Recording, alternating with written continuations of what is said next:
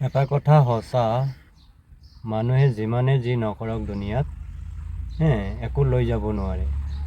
তো সেইটো কাৰণে আমি নিজকো অলপ চাব লাগে যে আমি কি কৰি আছোঁ। আমি মানুহৰ হিতত কাম কৰি আছোঁ নে অহিতত।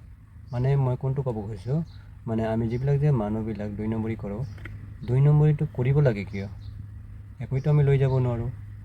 তো মেইনলি সেইটোৱে কাৰণে মই কৈ আছোঁ। আৰু এতিয়া আমাৰ মানুহবিলাকে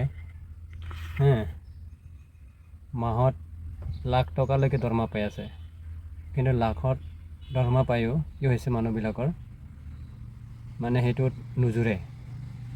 কেনেকুৱা নোজোৰে মানে সিহঁতে যিটো দি আপোনাৰ যেনেকৈ চলিব লাগে সেইটো হিচাপত নহয়। তেওঁলোকে কি কৰিছে, ধুমাধুম লাখে লাখে পইচা মানে মাৰিছে মানুহৰ পৰা, মানে ঘুচ লৈছে।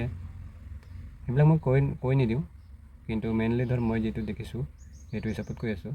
এইবিলাক মানে বহুত বেয়া কথা, কিন্তু হ'লে কি হ'ব, মানুহে যিটো লৈ আছে সেইটো কিনো কৰিব পাৰিছে।